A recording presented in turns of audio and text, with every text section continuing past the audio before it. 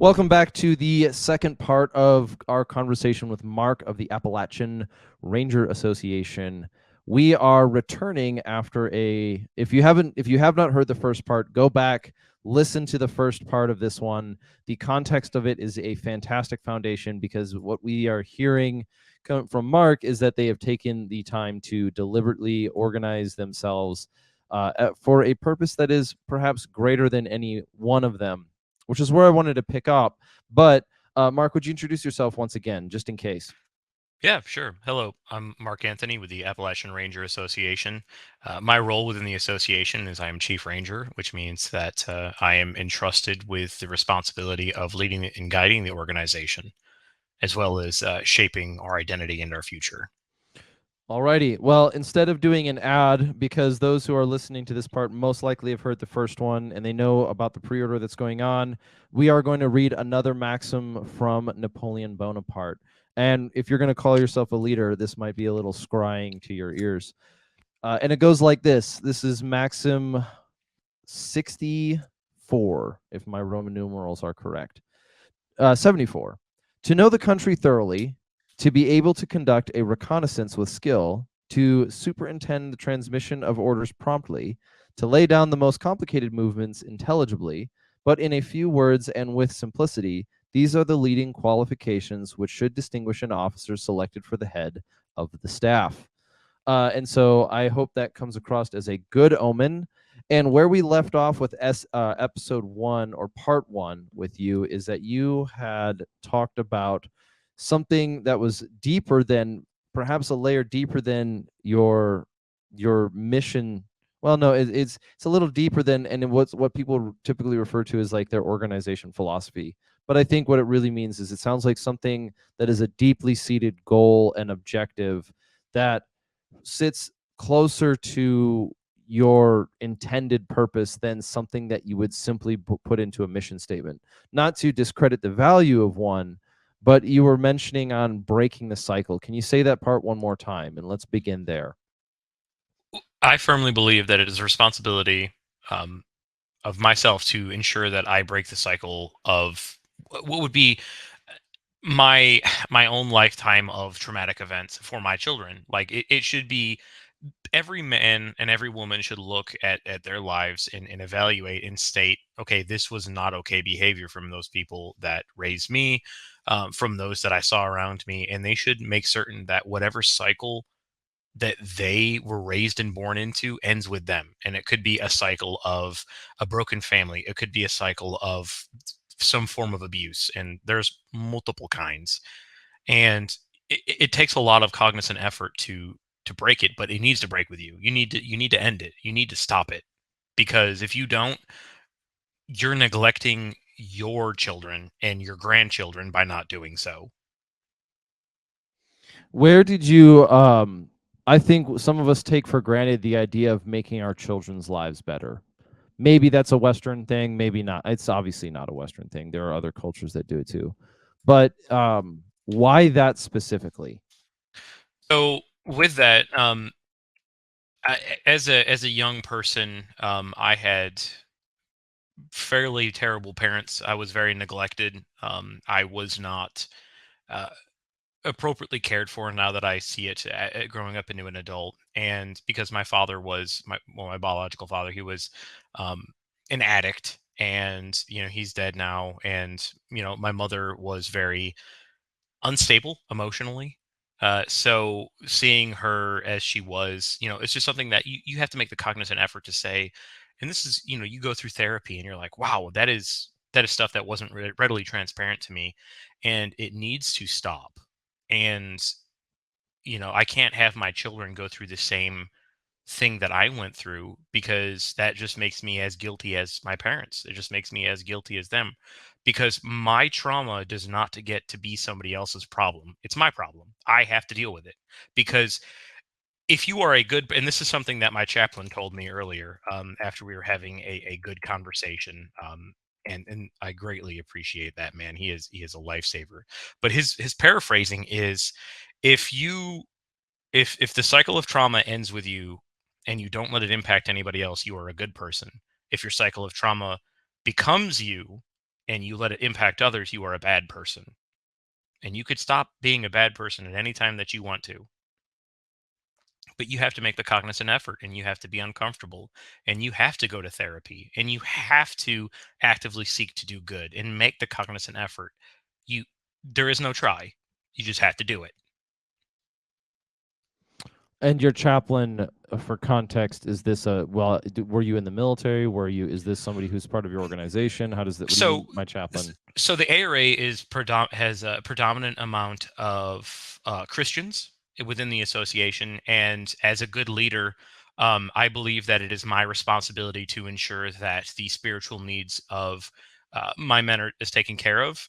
And our chaplain also acts as an advocate for the guys. He's always there. He's always lending an ear. Uh, he's one of my best friends, and we don't share similar well, the same religion, but we share the same spirit, the same soul, the same level of morality. And with that, he's always a solid guide. He's always wisdom, and I can go talk to him because as a leader, you don't always get to talk to. You have to listen more than you speak, and having somebody to go talk to is great for me, for my own mental health.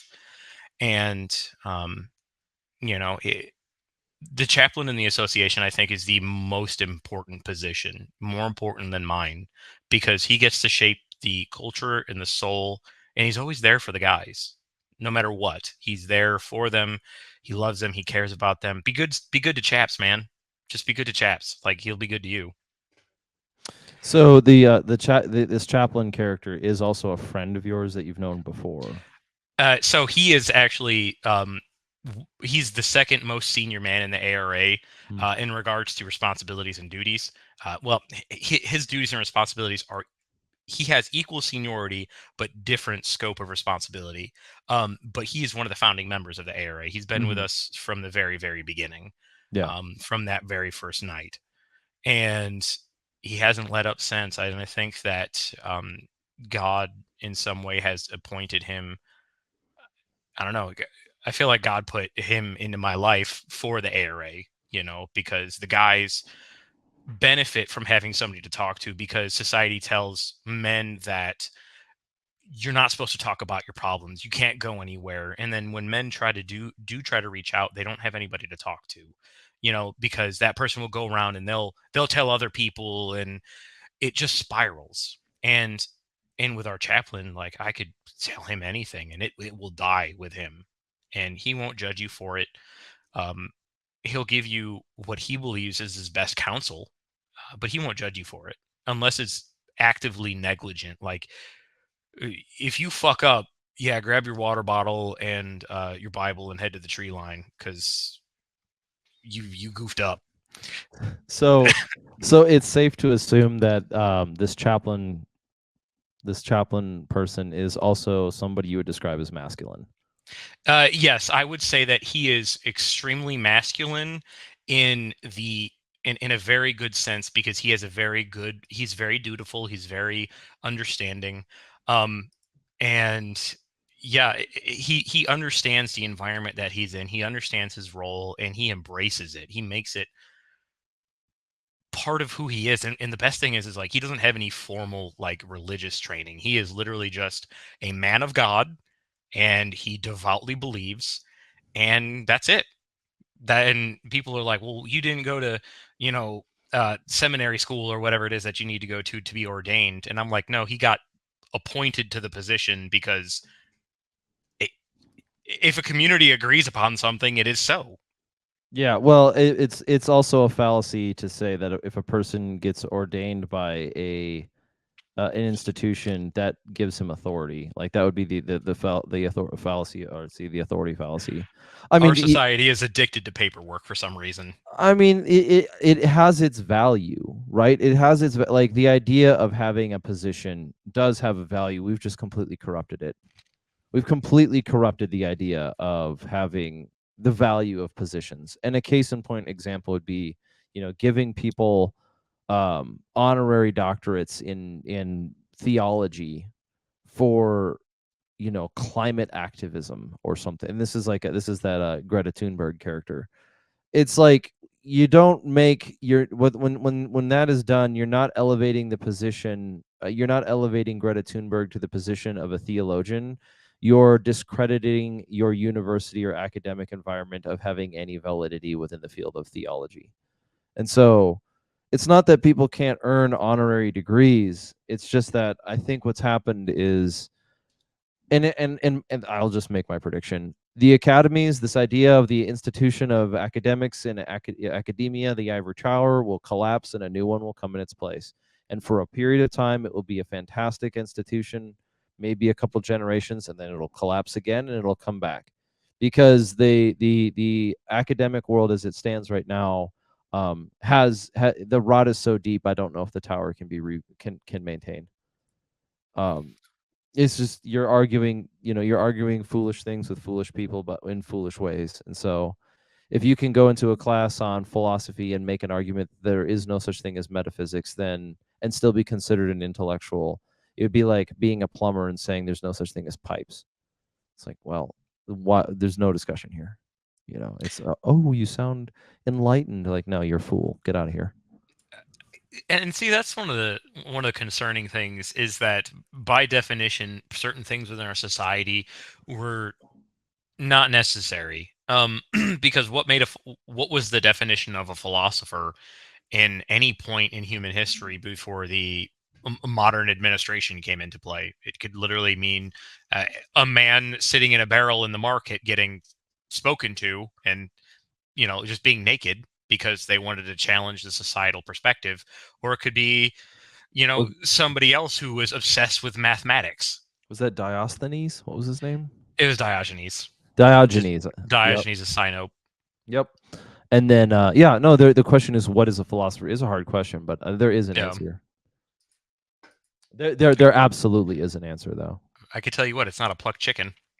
That was. Why am I supposed to laugh, and what is that from?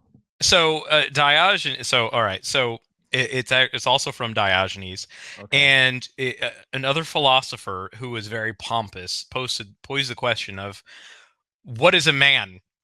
And Diogenes went in the middle of a symposium with a plucked chicken, and said, because the original answer was, what is a man? It was a featherless biped. So they plucked a chicken, and and Diogenes was like, "Behold, a man," and it was a plucked chicken. Sorry, I told that story pretty awfully, but it. No, you did it. You delivered fine, because it was like, I don't, oddly enough, I don't think I've heard this story, or if I have, I've forgotten it completely. Well done. I'm usually Sometimes Go ahead. I'm usually stuck in or not stuck in. I'm usually engaging with like the Euthyphro dilemma, but that is an excellent example of. I mean, Matt Walsh recently did something like that. You know what I mean? With his whole "what is a woman" thing. But that's going to be called. That's more cultural commentary now than anything else, because that you're raising up the question of like. You're raising the question of what is a philosopher, and that is a really the last thing you want to do is ask a philosopher that question. So Yeah, because you never get a freaking answer. whoa. Ideally, well, no. If you were to get as strict as possible, I would say a philosopher is somebody whose primary method of engagement, or mode of being, the thing that he deals with is questions of reality and formats of metaphysics, epistemology, ethics, and logic through argumentation's sake, whose primary academic intention is to accomplish understanding what is right and true and good. So in a sense, there is a little bit of philosopher. But that's defining a career. Yes. Not necessarily a man. A career does not define a man. Yes. So neither does if you're a plumber and you can read, are you an academic or are you a plumber? You can be an academic scholar of plumbing. True. You can also be a plumber who studies philosophy or Correct. theology, right? So we all wear multiple hats. I mean, is this the Western way of thinking, that you are only what you do for work 12 hours of the day or 8 hours of the day? Like, we all know that's not true, but it also does work for providing context and conversation. Absolutely. And I think that it's part of the understanding that we frequently view other people in a 2D fashion, where we fail to understand that humans are a consistently evolving dynamic creature, and and part of that is why people die on so many hills, and then a year later they're like, wow, the other person was right, my opinion has changed. And failing to understand that people and humans are truly dynamic, I think is I don't know. I think it's a good point of conversation, when it Hmm. comes, but maybe for a different time. But No, it still is a people good change. question. Yeah, no, they do. You do. Like I agree with you. It is not an easy question to answer, but it can be answered. So we'll move on. So back to the ARA. Let's there was a big, you mentioned earlier in the first half of the show that you put on these events called FTXs, which is in military. Those who have been in the military or in adjacent environments know that's like a field training exercise.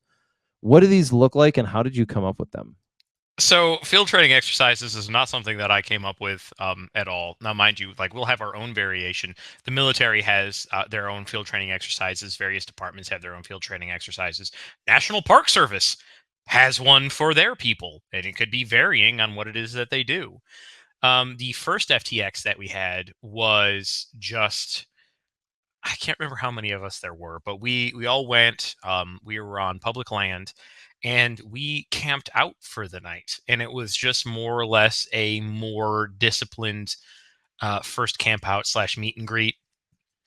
Nothing was standardized beyond where we were going to park, but myself and another one of my trusted friends, we members within the association, drove there firsthand just to get an understanding of, hey, can we park here? I contacted the local sheriff and I was like, hey, is this okay? And they were like, yeah, you're free to do that, because I like to ask. So the sheriff doesn't get a random call. Hey, why are there X amount of people out here with firearms? And this is a rural county as well in East Tennessee, so nobody's really going to give a crap. But I like to do it for transparency and plus free PR. Um, and everything was fine. So we went out there for that night and we had a good evening. It was good fun, and that was pretty much the very first time that we did that. The only field training exercise that I missed was January of 2022 when my daughter was born. That is it. Um, every single one, though, of course, I've been to. Like, there's no reason not to. Um, Do and you this is are these like a Go ahead. monthly? Are these like a monthly thing or like Yeah, yeah, they're monthly, and they're frequently 46 hours in length. So they're 2 days. So you'll go for, on Friday and you leave on Sunday, and they could be anywhere from Central Tennessee all the way to Western North Carolina, and it really is just going to depend. But all of it's preset, pre-organized. We'll knock out what instruction we need to beforehand. So I'll spend the vast majority of the month beforehand preparing what segments of instruction that we have, what education that we have going on. And it could be between simply something as a couple hours of a land nav course, and then you'll rotate out to a CPR course, and then you rotate out to an ISR course. And then while they're doing that, another team is doing something else. So it really just is combining a bunch of education into a compact format that's easily digestible. Now, of course, we're not going to be able to get into nuance, but I'm also not murdering people by PowerPoint at military. And with that, it helps people be able to interact with their environment a little bit more. Because let's say, hey, man, so within the association, we have a role in a position that is called the First Ranger. That is the senior, I don't want to say NCO, but its responsibility is to make certain that individuals within normal units are taken care of and their education is being done, and what I need to be he's a first ranger, first sergeant basically, is getting taken care of. Um, and he'll go through and he'll put on his course, and then he'll take guys out and he'll be like, all right, navigate to these points. We just went over it. Do this. And then another time we'll have one of our special. So we have a couple of special teams in the ARA. I'm not getting into all that.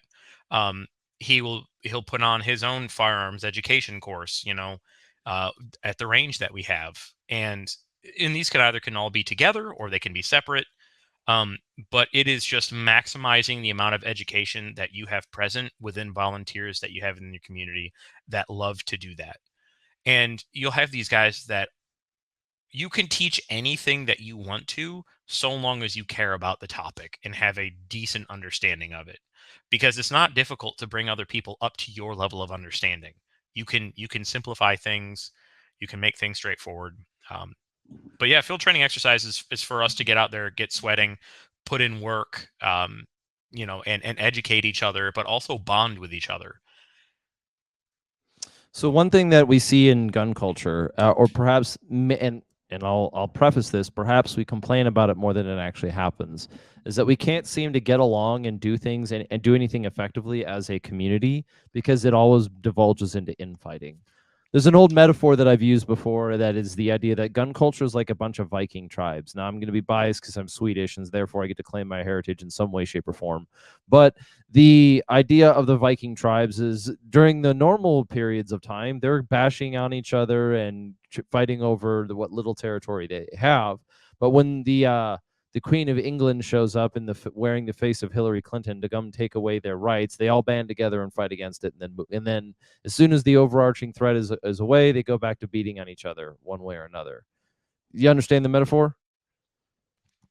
I do, yes. Yeah, okay. So the question then would be is, you look at the events of 2020 and suddenly a group of people will bond together. They'll overlook their differences, whether it's in demeanor or equipment or gatekeeping or whatever the thing is that gets in the way. But then after a while, those sort of old wounds or old rules will start to reestablish, separating peoples into different subcamps and then possibly creating infighting. Another example of this might look like in a group like yours, you have a great start. And I know you've only been around for what, about a year and a half now? Yeah, a year and a half. So so if I am wrong in saying this, or if this has just not happened, let me know. But how have you had to deal with any forms of like infighting going on within the organization as a whole? Take for example, somebody starts volunteering to teach a subject as a subject matter expert, and the only thing that he receives is the jeers of the crowd and then backstabbing while it happens. Or people start vying for supremacy. Have you seen anything like this? No, we haven't had anything like that. There have been a couple people that have had. So I'm gonna be straightforward. Within the organization as a whole, the only authority that I have is the authority of which other people agree to, and Agreed. that authority is not even authority; it's responsibility. They say, Mark, we expect you to take care of this. This is your job. Do it. And with that, that means that I need to be non-biased when I do certain things. There are people within that have been within the association before that have been trusted with positions of power. Um, I say power because not authority, because they made it power. They tried to make it power instead of doing their job and doing their duty of which they volunteered for. And part of that was a lack of, well, making certain that the people that were there, friends that joined with them, were also performing their tasks and doing as agreed upon. And some people, these people are no longer with us, but they did not like the way that I said, hey, that's not an option. You don't get to abuse or neglect your position of responsibility because this person is your friend. If anything, you should hold them to a higher standard. Like, people that are my personal friends that join the association, I hold them to the highest standard. I hold them to, eh, because they know better. That's kind of like if you are a peace officer and you pull over your family member or another peace officer, another cop or whatever, and you just say, oh man, you're a cop, you can go. No, absolutely not. I'm going to hit you with everything that I can because you made a mistake. You are actively being a hypocrite. And so part of that is also the nasty job of making certain that our own is policed. Now, luckily, and something that we're fortunate of is that we do a very good job of internal integrity. There's not a whole lot of that to go around, and when it does come up, it's nipped in the bud fairly quickly. Um, and as any group of people will always have drama. That's just the fact of the matter. Any way that you can, there's going to be drama, and it's just how you react to that drama is up to you. And you can either let it get to you all the time, or you could say, am better than this. Why is this impacting me? And just drive on. because at the end of the day, the only thing that matters is you moving towards your end goal, your objectives, whatever your long-term responsibilities are. Because the rest of the gentlemen, and people within the association are looking at you to make a correct decision, and you can't let that cloud your judgment. You could say, "Hey, man, you didn't do your job. You didn't do the thing that you agreed to. You kind of, you basically went way below what was expected, and you lost credibility because of that. And now I have to be responsible for that." Um, and, and and this is one of the conversations that I had with, circling back to the chaplain, and he says that any true friend of mine would never put themselves between my duty to the ARA and their, like, oh my God, I worded that very poorly. Basically, they wouldn't put their friendship in the middle of my duty to the ARA, because they would understand that no matter what, I have to make the cognitive decision to do what's right for the ARA, and that they'll never put me in that predicament. So we had somebody that wanted to put their friendship above the ARA, and it's like, I can't do that. I Yes. have. Go Oh, ahead. I'm sorry. You finish. I thought you were pausing. My bad. No, you're okay. And that's why I was like, I need to do what's right, fundamentally, because these people look up to me to do what is right. They look up to me to be responsible and accountable, because if I want to break that cycle that we were talking about, I have to be consistent with my actions and have integrity. And some people hate that, because they don't want to be held accountable to their actions. So So the idea of like favoritism is oftentimes assumed to be something like, I don't, I'm giving my friends special benefits, which may be the case because you're just you know foolish and cruel like that. But sometimes favoritism comes out of not having the courage to face your friends, correct. and I mean, I don't. that's an interesting one. I've seen that play out multiple times of just not being willing to face. Like, I have a friend who I need to criticize, and I don't want to because I don't want to offend them. Any true friend of yours would accept the criticism so long as you approached it diplomatically and fairly. Oh, I agree with that, and it all and for the times that we've moved past, it's always played out that way for sure. And with that, it's really it's just one of those things that it's people will. What's the best way to put this? So all of my family is dead. I have no family left in the United States. It's literally just myself and the family that I married into and the family that we're creating. But on my side, everybody's gone. And so I have nobody. Before I was married, I didn't have anybody to celebrate anything with. It was just more or less me by myself. And when people join the ARA, I am adopting brothers into my family. And I don't see them as anything less. I see them as my kinsmen. Like, I literally, you are my family because I don't have anybody else. And I think some people take that for granted, but let me tell you, a lot of people don't. A lot of people take that to heart, and they take that true. And that's why the ARA is so weird, because when you're in the ARA, it's like you understand that you are actively in. Man, I hate to say it, like, you are in a family. You joined into a fraternity of men that absolutely love one another and will care about one another, including their families. We have to look out for each other. And that's why I don't like the fighting or the frustration, because oftentimes it's over miscommunication, or maybe somebody didn't understand something correctly. And I try to approach everything diplomatically. You can't always do that because it just is what it is. But you Well, know, if this makes me a cretin, I'm going to release my ulterior. I'll show my final form. I'll explain my ulterior motive like a Dragon Ball Z character. I didn't watch the show, but I hope the reference sticks. I hope the reference sticks. Is that you have given multiple examples so far of conversations, like you've given multiple examples in this conversation so far, including the first part that addressed. Essentially, you formatted it in such a way that specifically addressed these kind of scenarios that skeptics that are oftentimes approached with a layer of heavy skepticism, which turns into a self licking ice cream cone, a self fulfilling prophecy. and that is the first one is that there's this attitude of cynicism within gun culture that basically says we'll never get along anyway, so it's a doomed project. Like, gun culture can never innovate because of corporate greed. Gun culture can never get together because we're too interested in selfishness. Gun culture can never organize into small unit tactics because we're only into collecting stuff.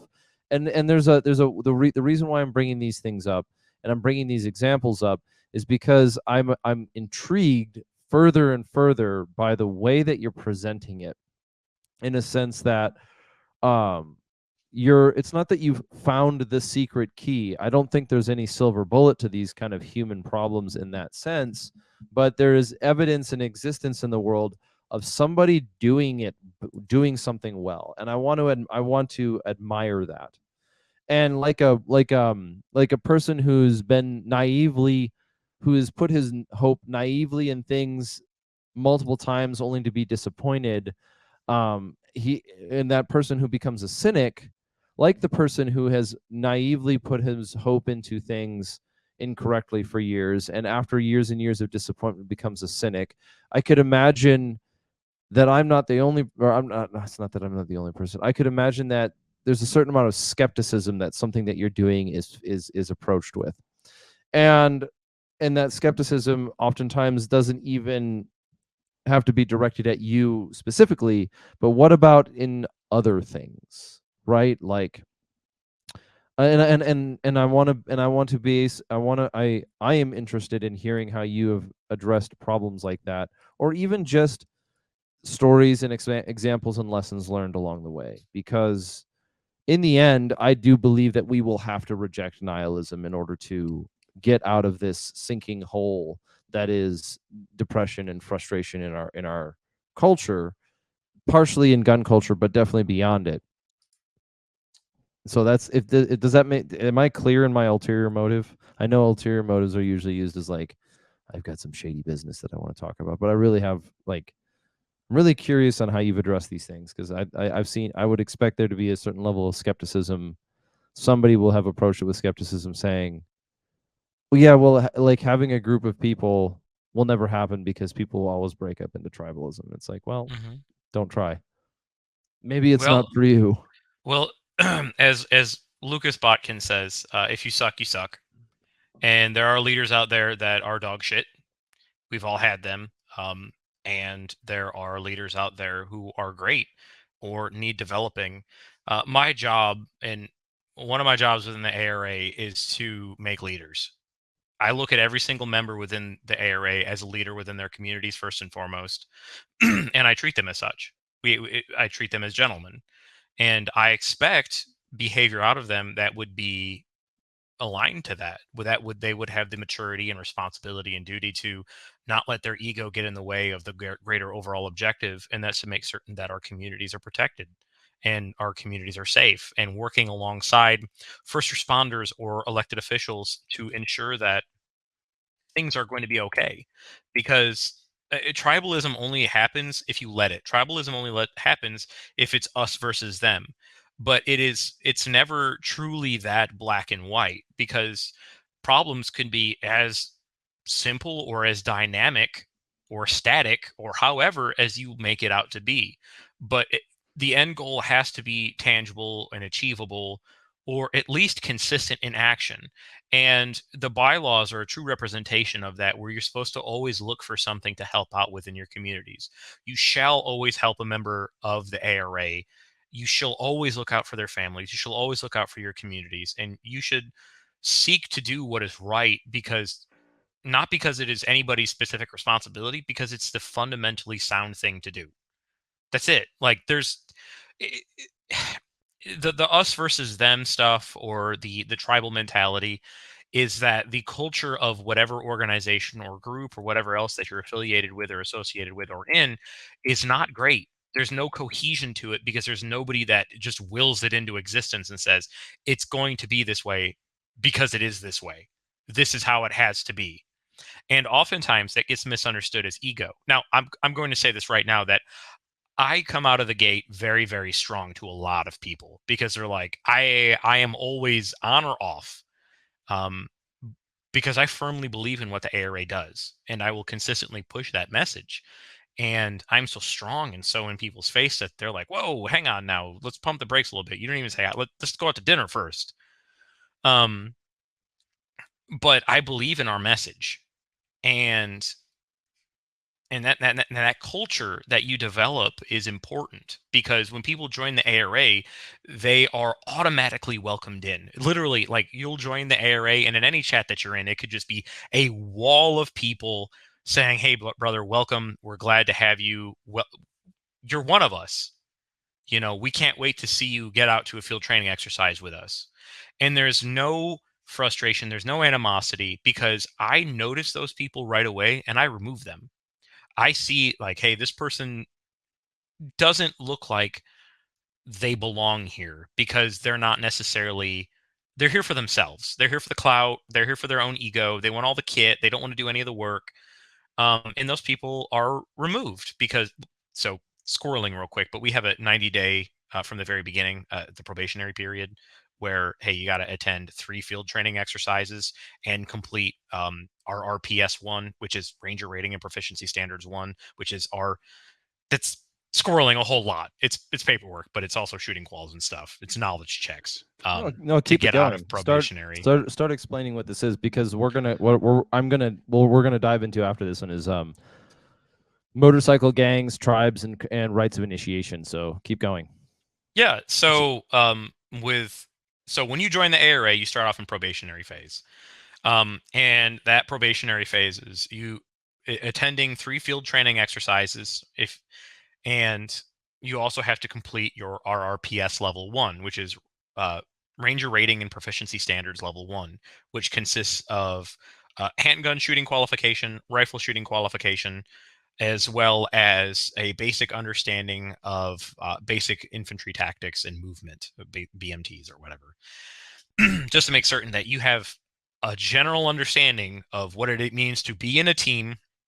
You are safe and efficient with your tool, or understand how to further develop yourself along those standards.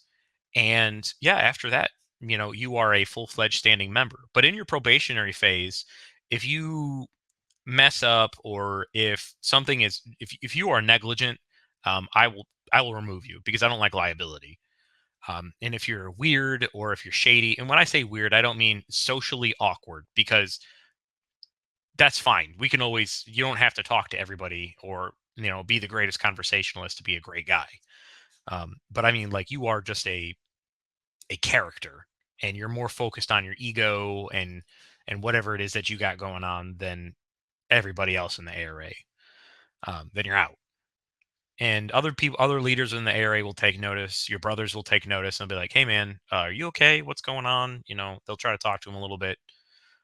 Now, mind you, those guys are few and far between. So that's the cool thing, is that we don't attract a whole lot of those people, because they see that they actively have to put in work. And part of that is the ARA has a philosophy of self-policing. I'm the guys call me dad, but I don't have to go and babysit adults. I don't micromanage. I let everybody take care of themselves. You're all adults. If somebody comes up to me, he's like, "Hey, Mark, something here is really weird, not adding up." And I say, "All right, let's go have a conversation with him." And I'm like, "Hey, this guy is fine. He just is dog shit at conversation, because it's his first time being out here in an environment that he doesn't know. He's a little bit away from home. All right. So there's nothing wrong with him. We need to interact with him more. Or maybe he's just socially quiet. Or, hey, this dude is really weird. This is a no-go at this time." So, man, developing a group takes a lot of effort and a lot of time, and a lot of understanding of interpersonal communication, and regardless if that's verbal or nonverbal cues. So it's a complex job, especially to do it for free. Yeah, well, I don't. I'm gonna just make a statement that doesn't really mean anything other than I don't think it's a job. I think it's something that we're looking for, I'm really enjoying hearing you talk about it, because Yeah. it's again, it's like, okay, I think there are plenty of men out there. Let's see, I will correct my statement. I can state with absolute certainty that there are millions of men in this country who are looking for just a little bit of exactly what that looks like so that they can try it on their own. And some of those people have tried and failed and are looking for the courage to start it again. Some of those people have tried and succeeded only to eventually fail, who are again looking for the knowledge to try again. Some of those people have no idea what they're looking for, but they can feel it. And some of those men are definitely in that scenario going, why isn't this universalized? As we Yeah. go, like I said at the beginning when we were talking in the first half, just be or in the wake of the collapse of whatever this whole thing called Boy Scouts is, or scouting in America has collapsed, it has opened up a window where somebody will take its place. Boy Scouts is dead. There's nothing to save there. It's completely ruined. So eventually something will come in its place to take it over. And I don't believe that it necessarily has to be related to just young people under the age of 18, especially because our country, our culture is looking for ways to invest into their own community, and they're given two options: abdication or national activism, and neither of those are very good for you. Well, Right. both of them are self-absolution, or not absolution, self-destruction. Like, you can either sweat yourself to bed every night fretting about what the president or whatever is going to say or do, or you can just isolate yourself from the world. And rather, we talk about decentralization so much on this show as a principle and as inevitable, and this is an example of it. People can participate. So that's I'm done. I'm done talking about that. So good. Well, that's wonderful to hear as far as that goes. Um, what you we talked about it. We barely even got into it the last one, but and so I don't think we can. I actually don't think we can get into it rightly. Do you? Is there a history of this mentality in your region? So I would say that Appalachians, as we are a fairly self-reliant bunch. But overall, I would say that the culture of Appalachia. All right, so I would say yes in antiquity, no in modernity. And what I mean by antiquity is the original people of this land our spiritual forebears are called the Overmountain Men, and they existed in a place called Watauga. And in and around that generalized area. The whole philosophy behind it was a community of like-minded individuals, the first people over these mountains to settle in this region, and their entire objective was self-reliance. And they, it's really difficult to describe because it was they were Minutemen, but every man just had a fundamental duty that they accepted as their responsibility. It's like, okay, cool, I am a man. That means I need to protect, that means I need to build, that means I need to defend, and I need to stand to and stand ready in the event that something needs to get taken care of in my community. We look out for one another. It is morally responsible to do so, and we are morally negligent if we fail to do so. And with the Overmountain Men, they were called to action in, the American Revolutionary War, and part of that was just, I don't know. It's such a complex historical topic as it is, because it's also understanding the anthropological spirit and soul of Appalachia. So the best way to put it is yes, yeah, yes, it's there. But we've more or less lost our way because we handed all of that off to uh, some form of centralized bureaucratic body that's self-serving rather than community serving. And we've seen that across the country. Yeah. I live out in the West right now, um, in a place that was featured in the novel Blood Meridian by Cormac McCarthy. And the attitude out here is different than where I moved from. There is a little bit more of that spirit of independence.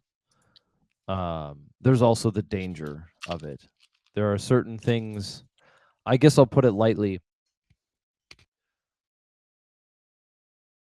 It is not so much the case that It is not so much the case that the potentiality of violence is on the tip of people's tongues or on the edges of their fingers, but there's an underlying reality out here that if you go a certain way, you could end up in the desert without water and be left to expire. And that's just kind of there's that underlying ruggedness that sticks, that's still prevalent in parts of the culture. It's not universal, it's not everywhere, but you can see remnants of it where that was lost in other places. In addition to that, when I lived in Minnesota, one of the heritages of Minnesota is the French fur trade, which took place up in the Great Lakes area. And that was an extremely self-sufficient example, a combination of Europeans and Native Americans working together in some sense of concert, for the trade of furs, economy, and so forth. But if you go down to Minneapolis, a lot of that's gone. So it's just kind of the way of it. It's kind of how it goes. But like cycles, we're returning to that. So I think individuals are choosing to stand up and say, "Here I am, send me. I wanna do what's right." Well, I mean, you even kind of saw that. I was listening to one of your podcasts earlier, and it was kind of covering the, oh my gosh, the quote unquote boogaloo philosophy. And now that I look at that, and having lived through 2020, um, it's really funny because it's like I sit here and I look and I was like, how many of these young men literally just wanted to be part of something? They would have been part of anything so long as it was martial in nature, but it was something that they could attach themselves to. And regardless of what that was, I mean, honestly, you could have called it anything, and they would probably have joined it because they are looking for a part of themselves. They want to develop. They want to know who they are, and like we've had people within the ARA that were like, "Oh boy, I was not." You can ignore 2020 for me. That was my emo phase, and because it's like they were in the quote unquote, they were a quote unquote boogaloo boy, and it's like, and now they look at themselves and they're like, that was very immature of me, but I was just getting into firearms and wasn't certain what else to do, and there was no organization out there that was martial in nature but served their communities, because society as a whole has grown afraid of firearms, has grown afraid of strong men, because the projection is that none of it is out there and organized and neat and has morals, right? The only thing that they see is these street gangs in any way, shape, or form. And it's like the morality at that point is just relative. It's self-serving. It's not community serving. It is not, what is my responsibility here? My responsibility is to assist elected officials and my community where possible so they can make their lives easier, you know? And it's just stuff like that. Would you change that sentence if the elected officials worked in worked to destroy your community rather than build it? It's not my responsibility to have that opinion. All I know Sure. is that I try to work alongside those that try to work alongside me. And at a local level, it's very easy to see because I understand, especially as a leader, I have a good perspective that sometimes bureaucracy can get in the way of you helping, and you have to go along with the show to some degree to do good. It sucks to suck. But honestly, it just is what it is, as opposed to these. I would always prefer to have, in some way, shape, or form, an elected official rather than an appointed official, because an appointed official does not care. Like, why would they have? Why would they give a rat's butt about anything, rather than saying, "Oh wow, these people live down the street from me, and they can come knock on my door if I mess up." Yeah. Do you face that kind of questionnaire and criticism often? Because you definitely had a good response quickly. No, but it's something that I personally believe. In regards to the area is not a political organization. I don't have a political opinion. My political opinion is do good. That's it. Regardless of what that looks like, it is do the right thing, do the thing with integrity, do the good thing. And that's also part of, my faith's belief as well. That's just how that works, is that there is a right thing to do and a wrong thing to do.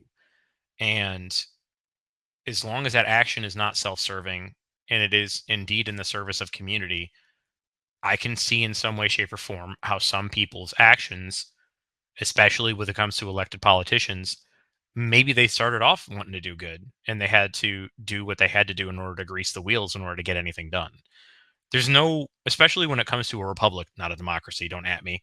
Um, when it comes to a republic, there are certain things that you have to do in order to make change happen, and change is gradual and consistent.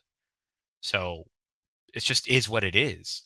But the turmoil that we face every election cycle, oh my gosh, regardless of whatever political background that you align to, it is just a matter of which circus are you watching at that time, because you're over here watching the circus, and you're complaining that your specific brand of color, red, orange, yellow, brown, green, blue, purple, of elected banner is not the banner in some building somewhere. But you're refusing to clean up your community. You're refusing to stop and help your neighbors. You're refusing to interact at your local level. You're refusing to participate in any kind of assistance to your community because you are there on the bread and circuses. You don't care about your community. You don't care about anything other than what color of banner is sitting in an office somewhere. That's it. You care about your political party, and that's ego. I'm not worried about that. I don't care about that because I know that what's important to me is my local community. What's important to me is my neighbors. What is important to me is taking care of them, because that's all I have. And yeah, maybe somebody takes advantage of me here or there, or maybe something happens that I'm not necessarily happy about. But at the same time, I know that I'm doing good, and that's it. Yeah, so I think a question that if I don't know if I don't know how. I want to make sure I'm measuring it in the sense of integrity, but so how would you then, so the thing that defends you against doing the whole bootlicker, becoming the bad guy, doing the bad guy's thing, is that your primary concern is for doing what is moral. And I'm imagining that you have some sort of forethought in the event that you are expected to do something, well, not expected because you're not really working at the behest of the government, but that part answers its own question. I'm just looking at this. I'm trying to look at ways to try to illuminate it, because you're on a very good string, and I like it. It's very complex. Well, no, it's not. I think Oh, your point is not hmm. complex. I think your point is, if you're I, genuine, and time will only tell, but if you're genuine, what you're saying is you're committed to doing what is right over what is expedient. correct. And sometimes that means foregoing the political battle for whatever is right for something that you have immediate influence over, which in a certain sense could be seen as abandoning the state for the community or whatever, the, oh The state well, is just a collection of communities. I get it, and I agree, I understand it. I'm looking for ways to make sure that this gets as thorough as it is, and I think you've accomplished that quite well and good. So we'll So when I say, you know, specific things, what I'm more or less focused on is I can't impact every single state. I can't impact every single anything. Instead, each man should seek to do good in their community, vote in their communities, and seek to do these things what is responsible. Now, I'm going to be honest, I don't give a crap about what somebody's political background is in order for me to vote for them. I look at them as a person, and locally I have the opportunity to go sit down. You can go to your elected officials' offices for free. You could just call them and set up an appointment and just talk like a person. And how many people know their representative? Like, holy crap, just go have a conversation with them, email them. And it's just simple stuff like that that they're so focused on. You want to build a house, but you're not willing to even look at the blueprint. So what are you doing? Yeah, I think if you're not having, it's almost like the inverse effect of a chain of command issue. In a military style environment where there's a hierarchy, if a squad leader is acting out of line, you go to the platoon sergeant. If the platoon sergeant's acting out of line, you go to the first sergeant. This is the idea, right? Right. And so, like, in the United States, in theory, if You can go one way, but when you can go up, you're trying to go up the chain. In theory, if you're having an issue, and I think, and perhaps this is how we've corrupted some of our issues, because in the United States we tend to think of, well, if we can't fix it on the state level, we're going to use the power of the federal government to change it, and that is in many ways the exact opposite of what you should be doing.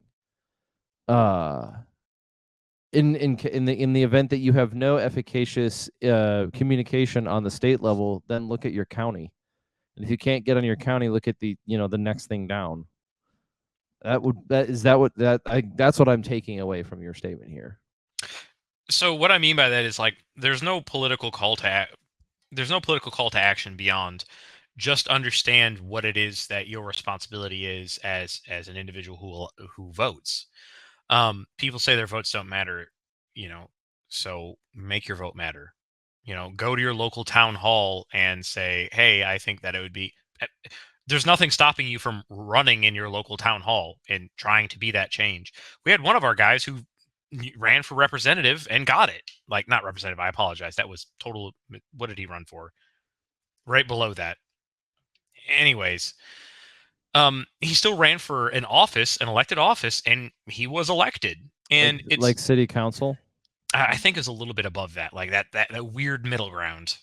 Was he like state or federal level? Like, was state? It was state level, and he was assigned to that specific county. But it was a larger county, and it had I'm spiraling. It changes state to state, I think. Yeah. So, but nonetheless, it's like there are people that they want to have all this quote unquote political action, but they're not willing to even learn what it is to be political. They don't understand, especially American history, when it comes to politics. They think that it just is what it is, and they're going to tear it all down from the top to the bottom. And they're like, it's not. And then they get that reality check, and then they feel disenfranchised. And at some level, I get that. I truly do. But let's not put the cart before the horse here. Let's learn how politics in America actually works, and then we can start from there. Let's learn how our local town halls work. When's the last time you sat in on your local town hall? Like, let's be realistic here. Let's be honest. They're open. You could just go there for free. You just join a Facebook group, and chances are it's going to be on there at some point in time. You could just go and sit, and you could bring up topics, bring up concerns. And it's interacting at the smallest, most relative political level, that you can affect gradual change. So people need to understand vision and politics go together, because you can't just join politics and be like, I'm just going to do whatever because it's X, Y, and Z. No, you have to have a reasonable and responsible goal for you running politically. What is your vision that you can achieve? And it has to be tangible. Because I've asked people within the area, hey man, what's your 5-goal plan? What do you want to do in 5 years? And people don't know how to answer that question. So they throw some outlandish stuff out there. Oh, I want to own 100 acres of property and I want to have all this. I'm like, no, that's silly. That's not attainable unless you are rich and I don't know about it, or unless you have something lucky happen. What's more feasible is you save up your money, you put the down payment on a house and you get yourself a mortgage, or hey, you do something else that is more realistic. Like, a 5-year goal has to be realistic. And a politician, you got 4 years.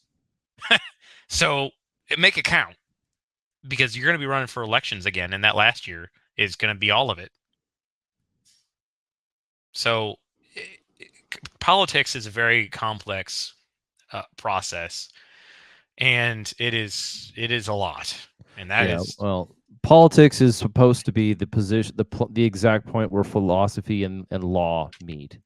correct. And in my honest and in my dishonest opinion, go it that way. In my honest opinion, for the last 50 years, we've abandoned philosophy and we've chosen to just take the legal route, which is what you see when people manipulate the law and use loopholes to get their otherwise disingenuous intentions pushed through. But even then, there's an entire other section of the population who I have been a part of in the past who just likes to sit on their chair and complain about it because it feels good, but it goes because it is the easiest route to do and it requires the least amount of effort. Yeah, and congratulations, you made noise and people heard about it, but we're gonna make some change. So, well, very well, dude. This has been a great conversation. I am going to say let's schedule another one in the future. Sure. in a couple of months and so forth. You remember, you are welcome to come back on. But I want to just start. I want to start the conclusion by saying thank you for taking the time to talk about something that, in a world of skeptics and critics, you're choosing to stand and say something like, I am honestly impressed that somebody is willing to go through the time and effort, instead of saying, well, gun culture is so fragmented, to come forward and say, well, this is a little bit of what we've done, and it's made some impact. So, thank you for being a good representation of the industry or the culture. I appreciate it. I try to be responsible for what is in my area of responsibility, and with what is within reasonable levels of my control that I can take care of. And there's no way that I can do everything or anything, but I know that my job is to take care of the guys in the ARA and take care of my community. I serve Exactly. them Yeah, we because if I serve them, they serve the community. yeah, exactly. I mean, it's I am optimistic about where gun culture is going. I think that you're starting to see a lot of rejecting the kind of doomer pilled mentality of it all going to hell anyway. We're all going to make it, but if you wake up and you choose to have a frown on your face, I mean, you're just setting yourself off with a bad time. You choose how the world around you makes you react. That's it. Yeah. You have to own your own feelings. And if you choose to have a good day, you'll have a good day. Mm. And I might actually disagree. I don't think we're all going to make it. I think some of us are going to fall prey to our worst fears. But we will be held responsible for that in some sense.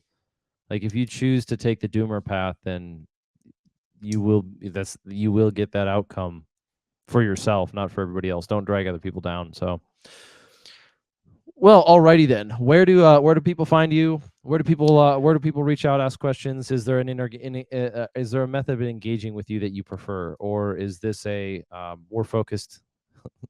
It's good. We'll talk to you soon, kind of thing. So we have two methods of social media. One of them is our webpage, AppalachianRangers.org. And the other one is going to be our Instagram. It should just be Appalachian Rangers.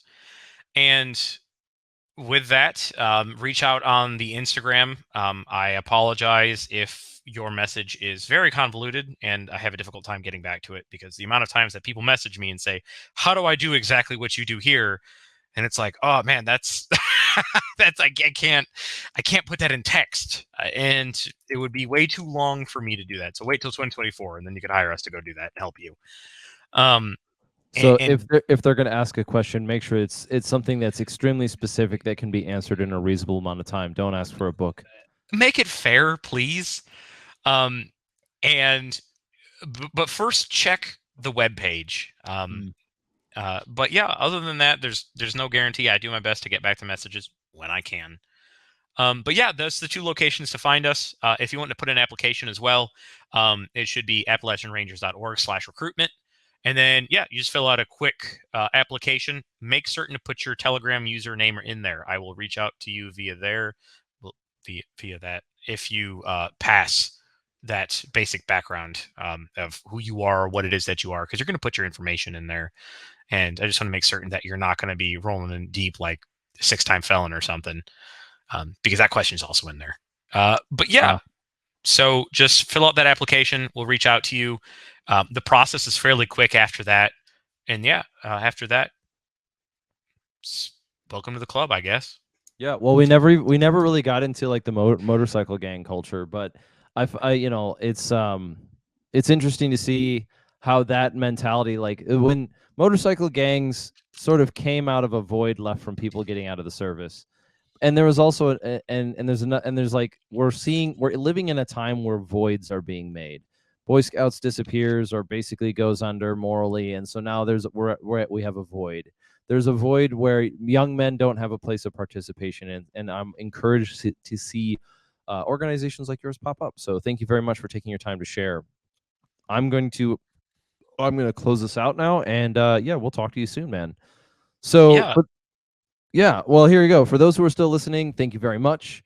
Thank you for listening to the not the Appalachian. Geez, you got me now. I am Haha! I am so caught. You foolish man. I have No, but captivated you. I'm just so encouraged. Is probably the right answer. This has been the Redacted Culture Cast. If you want to support the show, you can find us on Instagram at Redacted LLC. If you want to support us financially and you just want to help us out, instead of doing Patreon, we're using Locals. So that's redactedculture.locals.com. We do occasionally put some stuff out there, but we're doing a giveaway right now. The most direct form of communication on a one-way street is from us to you will be our newsletter, and that is on the website known as the Dead Drop. Right now, we are doing a special giveaway for a tour knife.